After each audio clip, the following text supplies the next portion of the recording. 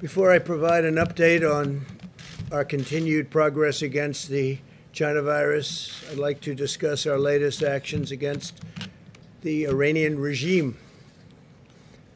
Today, I'm directing the Secretary of State, Mike Pompeo, to notify the UN Security Council that the United States intends to restore virtually all of the previously suspended United Nations sanctions on Iran. It's a snapback, not uncommon. 2 years ago, I withdrew the United States from the disastrous Iran nuclear deal, which was a product of the Obama-Biden foreign policy failure, a failure like few people have seen in terms of the amount of money we paid for absolutely nothing and a short-term deal. This deal funneled tens of billions of dollars to Iran, 150 billion to be exact, plus 1.8 billion in cash, which I don't know that the president had the authority to give, but gave 1.8 billion in cash. Just another great deal that turned out to be a total disaster that would have funded all of the chaos and the bloodshed and the terror in the region and all throughout the world. And I won't say anything because I don't like saying it, but Iran doesn't have so much money to give to the world anymore, to the terrorists, to give to Al-Qaeda and various other groups of people that they were funding. They have to keep their own regime together, and it's not easy for them.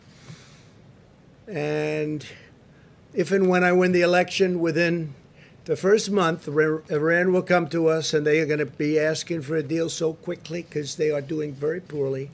But that deal was a disaster. $150 billion, $1.8 billion in cash. And we got nothing except a short-term little deal. A short-term, expiring, it's starting to expire already. It's terminated, but it would have, if we didn't terminate it, start to expire very shortly. A good deal was the deal we made with UAE and Israel. And by the way, other countries, I will tell you now, want to come into that deal. Countries that you wouldn't even believe want to come into that deal. And all of a sudden, you're going to have peace in the Middle East. And you couldn't have done it with this ridiculous Iran nuclear deal, as they call it, that President Obama made, along with Sleepy Joe Biden. I imposed the toughest ever sanctions on Iran. And this has caused great difficulty for them, giving money to terrorist organizations. And if they do, they'll have hell to pay. Earlier this year, I ordered the strike that took out the world's #1 terrorist, Qasem Soleimani, in addition to previously terminating leader and founder of ISIS, Abu Bakr al-Baghdadi, the two leading terrorists by far in the world. The founder of ISIS, nobody even talks about that. And we also defeated, we now have 100% of the ISIS caliphate in Syria. When I took over, it was a mess. It was a total mess. They were all over the place. My administration will not allow this Iran nuclear situation to go on. They will never have a nuclear weapon. Iran will never have, mark it down, Iran will never have a nuclear weapon. When the United States entered into the Iran deal, it was clear that the United States would always have the right to restore the UN sanctions that will prevent Iran from developing a nuclear weapon. We paid a fortune for a failed concept and a failed policy, a policy that would have made it impossible to have peace in the Middle East. Here at home, through Operation Legend, we are confronting the wave of crime in Democrat-run American cities. That's absolutely shocking. When you look at Portland or New York, San Francisco, Seattle, Chicago, sometimes Los Angeles, Democrat-run cities, they're a mess because they don't get it. Either they don't get it or there's something that nobody else understands. We've deployed more than 1,000 additional federal agents to help these Democrat-run disasters. We just have done this. We have to give them a hand. And we can stop it immediately, like Portland would be so easy to stop. We'd stop it immediately. We only sent in some Homeland people who are great, by the way, to save the courthouse because it would have been blown up or burned down. And they did that very easily. But if we were called upon, we would send in, whether it's Homeland, whether it's FBI, whether it's just law enforcement, and we'd send them in quickly. We would eradicate it just like happened in Minneapolis. As soon as they were called in, they should have been called in a lot sooner. You would have had far less damage. Today we announced that Operation Legend has successfully resulted in nearly 1,500 arrests already. Bad ones, really bad people. Prosecutions and prison sentences will follow, and they'll be a very long time in prison for what they've done to these cities. Most cities are well run. Most of the nation is well run. And the areas that we're talking about are all, in all cases, run by Democrats, usually radical left-leaning Democrats, like in New York or in Portland. We've made arrests in Kansas City, Chicago, Cleveland, Detroit, Milwaukee, St. Louis, Memphis, and Albuquerque for many violent crimes, including gun crimes, arson, and 91 murders. We're also using the full power of the federal government to defeat, as you know, the China virus.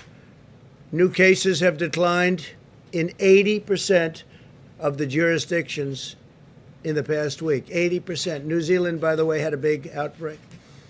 And other countries that were held up to try and make us look not as good as we should look, because we've done an incredible job, but they're having a lot of outbreaks, but they'll be able to put them out, and we put them out. The hospitalization rate has fallen in our country, 54% since its peak in April, 54%. Older Americans are still the most vulnerable to the virus. 92% of deaths have occurred among those 55 and older. Only 2.7% of deaths have occurred among those 44 years.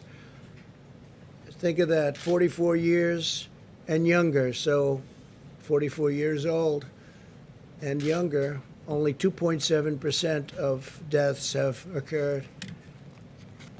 And many of those people had pre-existing conditions, they had problems, heart, diabetes, and other problems, but many of those. So think of that, only 2.7% under 44 years of age. Excess mortality in Europe this year is 33% higher than the United States, evidence that the tragic cost of this virus is higher in other Western nations. South Korea, you've been reading about South Korea doing well. Well, they just had a very big breakout, but they'll be able to solve the problem. We must all remain vigilant and continue to exercise extreme caution around those at highest risk. As we know, multiple colleges and universities announced that they would suspend in-person teaching. Now, we have learned one thing. There's nothing like campus. There's nothing like being with the teacher as opposed to being on a computer board. It's been proven a lot better. It's a lot better. The iPads are wonderful, but you're not going to learn the same way you do by being there. So, nevertheless, certain colleges and universities have announced that they would suspend the in-person teaching. For older people and individuals with underlying conditions, the China virus is very dangerous, but for university students, the likelihood of severe illness is less than or equal to the risk of a seasonal flu. And the seasonal flu happens and comes and it goes, and it can be very bad, but people don't talk about it in the same way, and they shouldn't. But if you look at that, the odds are less than or equal to. Instead of saving lives, the decision to close universities could cost lives. It is significantly safer for students to live with other young people than to go home and spread the virus to older Americans. Make sense? And The shutdown thing is causing tremendous depression for those places that are still shut down. You look at certain areas that, in all cases, Democrat run, still shut down, and the numbers there aren't even good, but causing tremendous depression, suicide, drugs, alcohol, abuse. A lot of problems are being caused. Probably far more, I would say, Scott, than is caused by the virus itself, now that we understand the virus. Colleges should take reasonable precautions. Students who feel sick should not attend class and should limit social interaction as they would for any other illness. And universities should implement measures to protect the high-risk students or professors and teachers.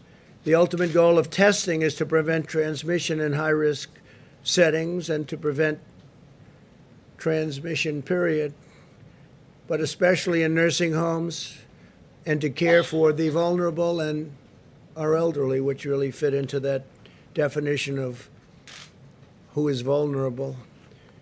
We have tremendous unused testing capacity in our country. We have a tremendous unused testing capacity. It's something that a lot of other nations are very impressed with, they tell us. In our path forward, we will continue to follow a science-based approach to protecting the high risk while enabling healthy Americans to safely go back to work and school.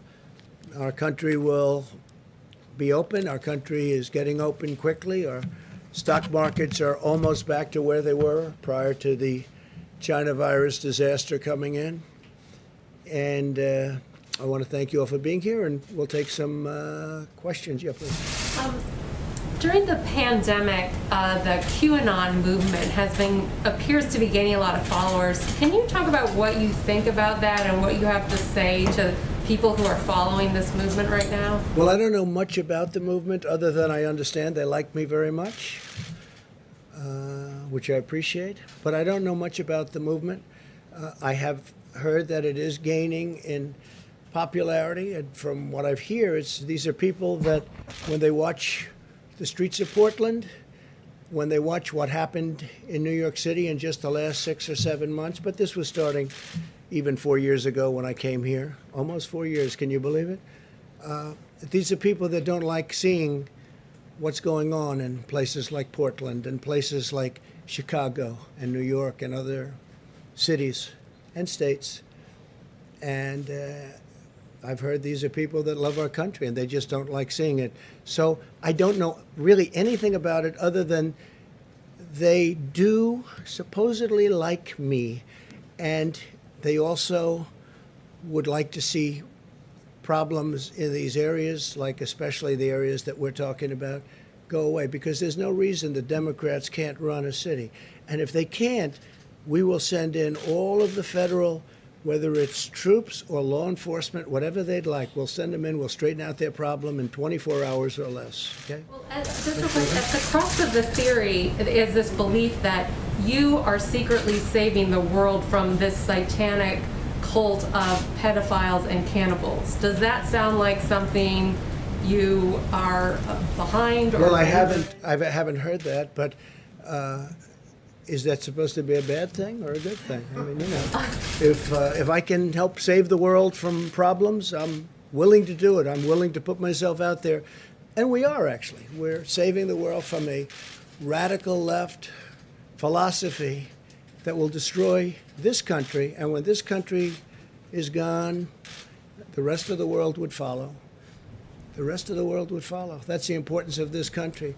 And when you look at some of the things that these people are saying with defund the police and no borders, open borders, everybody just pour right into our country. No testing, no nothing. You know, you talk about testing, no testing. Mexico, as you know, has a very high rate of infection. The wall is now going to be next week 300 miles long. Our numbers are extraordinary on the border. Had that, and this is through luck, perhaps, more than talent, although the talent is getting it built when one party refuses to allow it. You don't hear talk about the wall anymore. But I will say this, we need strength in our country, not weakness. Too much weakness. Yes, John. Mr. President, you have been very bullish on the promise of convalescent plasma Yeah. to treat coronavirus. The FDA appeared to be on the brink of issuing an emergency use authorization for convalescent plasma, but after hearing from top officials at the NIH that there wasn't enough evidence to go ahead with that, the FDA has put that on pause. Your reaction to that, and do you believe that convalescent plasma should be in the arsenal of treatments for coronavirus? Well, I hear great things about it, John. That's all I can tell you. And it could be a political decision because you have a lot of people over there that don't want to rush things because they want to do it after November 3rd. And you've heard that one before. But I've heard fantastic things about convalescent plasma. And I've heard numbers way over 50% success. And people are dying. And we should have it approved if it's good. And I'm hearing it's good. I heard from people at the FDA that it's good. So we'll see. I'm going to check that right after this conference. My understanding that the White House will encourage the NIH and the FDA to get this out there as quickly as Well, possible. the numbers are as good as I'm hearing. I mean, I'm hearing over 50%, and that's very good. And we've approved certain things that are at 31%, and that's okay too. That's not bad. And it's really had a tremendous impact. No, I have, you're telling me something right now that surprises me, but we'll check it out right after this. Concerned about a delay? I don't want delays. I don't want people dying. I don't want people dying. Yeah, please go ahead. Mr. President, I want to ask you about your tweet earlier today on Goodyear. It was essentially calling for a boycott on Goodyear tires. Do you want the federal government to stop buying and using Goodyear product as well? And is there Well, I'm anything? not happy with Goodyear because what they're doing is playing politics. And the funny thing is the people that work for Goodyear, I can guarantee you, I poll very well with all of those great workers in Goodyear. And when they say that you can't have Blue Lives Matter, you can't show a blue line, you can't wear a MAGA hat, but you can have other things that are Marxist in nature, there's something wrong with the top of Goodyear. And what the radical left does is they make it impossible for people to do business if they're Republican or if they're conservative. They put out all sorts of effort, don't shop there. They do vicious things, not so different than what you saw on the streets of Portland 2 nights ago. Boycott do you Oh, envision? I don't know. That's up to people, but I wouldn't recommend it. If they want to hold political speech, if they want to let you not do what everybody's doing, if they want to wear a MAGA hat or if they want to wear a Blue Lives, you know what Blue Lives Matter, right? That's policemen and women. That's a terrible thing. That's a terrible thing. So they're using their power over these people, and these people want to wear whatever it is that we're talking about. You know that. And so I would be very much in favor if people don't want to buy there. And you know what? They'll be able to get a good job because we set a jobs record over the last quarter, as you know, the most jobs ever in the history of our country. You'll be able to get another good jobs. I think it's disgraceful that they did this. Please, go ahead. With that. Yes, Mr. President, you've said that the arrest of Jimmy Lai in Hong Kong is, quote, a terrible thing. Do you have a message for Jimmy Lai? Has your administration spoken directly with him? Is your State Department working for his release? Well, I send him best wishes. I hear he's a wonderful gentleman. He's certainly a brave man, and I send him best wishes. With that being said, because of that and obviously what happened in Hong Kong, we've taken all of the vast amounts of money that we used to subsidize Hong Kong. We essentially subsidized Hong Kong by giving them all sorts of incentives. And that's what made Hong Kong, the exchange and business in Hong Kong, successful. I've taken it all back. That means that the United States is going to do a lot more business. You know, we really gave them tremendous incentive and subsidy in order that they be successful for freedom. But now that the freedom obviously seems to have been taken away, we will keep all of the incentives that we were giving them, which is billions and billions of dollars, and all of that business will come into our country, including the New York Stock Exchange and NASDAQ, and it'll all come here. But I feel badly for him because I hear he's a good person. I don't know him, but I hear he's a good person, obviously. a very brave person. Did you have something? Go ahead. Yes, sir. Thank you, Mr. President. With the Iraqi Prime Minister coming in tomorrow, what about Say it.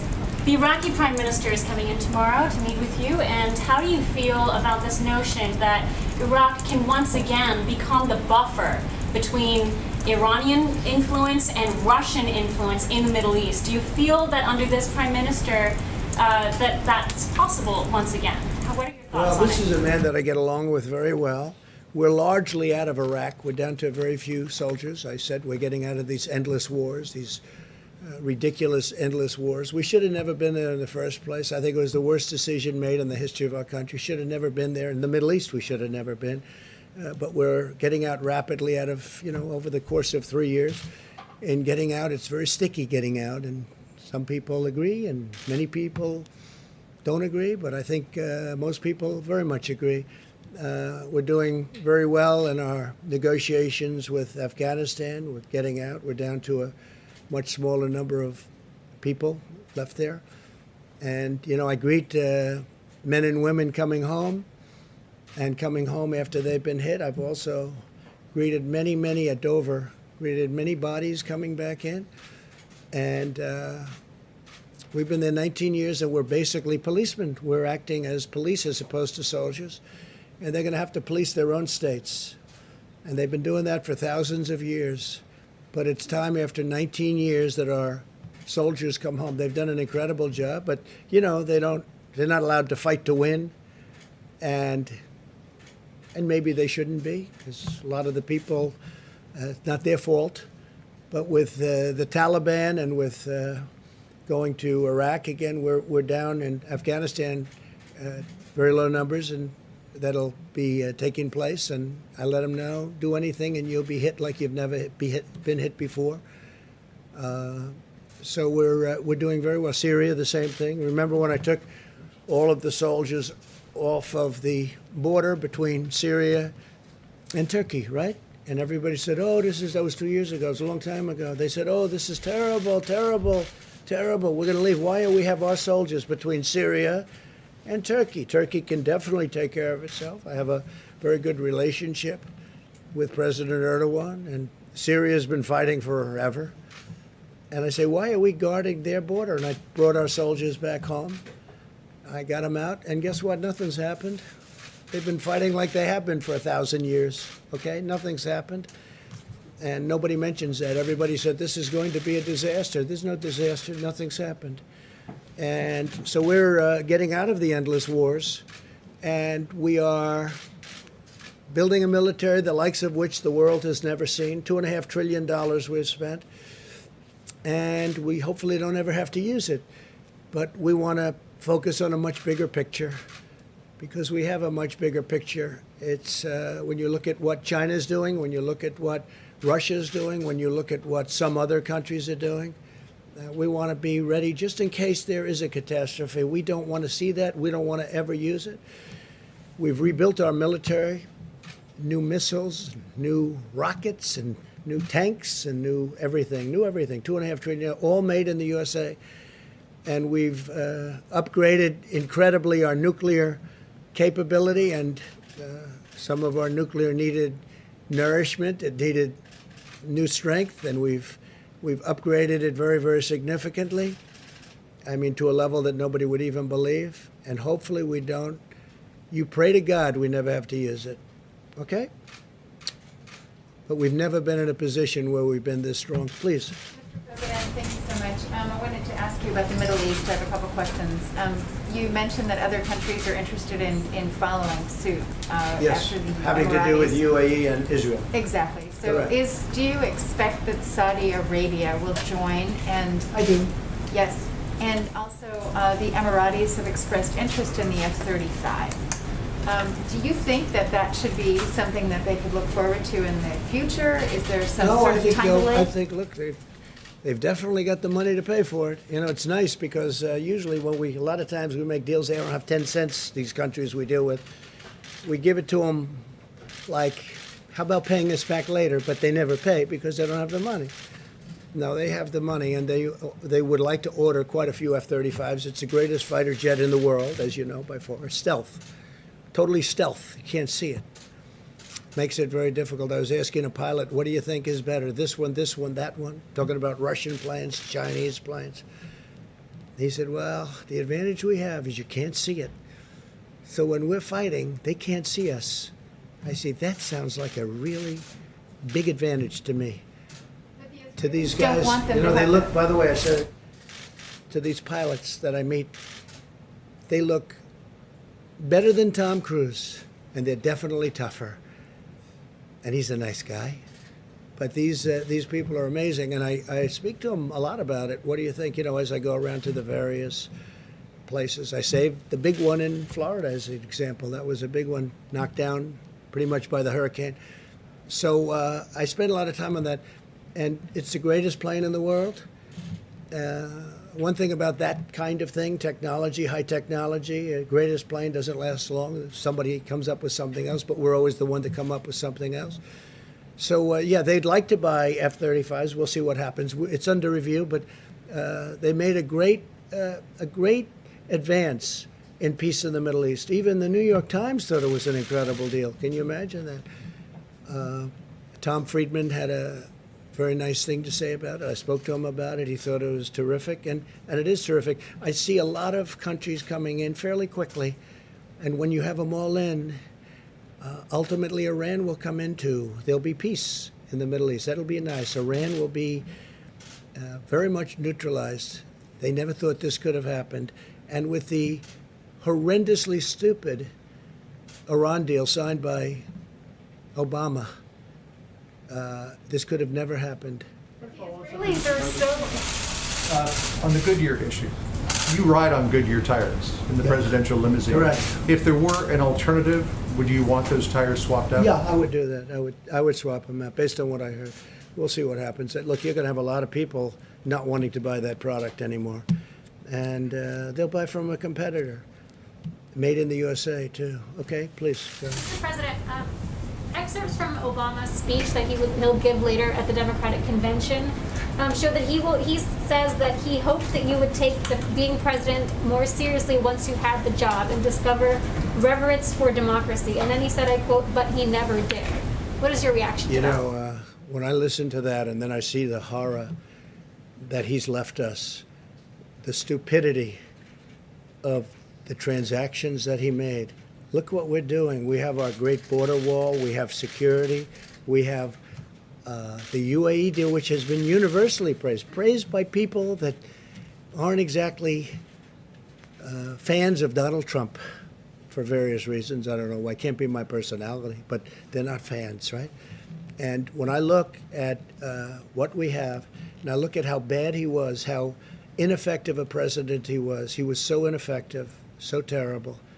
Slowest growing recovery in the history, I guess, since 1929 on the economy. Don't forget, until the China virus came in, we had the greatest economy in the history of the world. And now we're doing it again. I'm going to have to do it a second time. We're doing it again.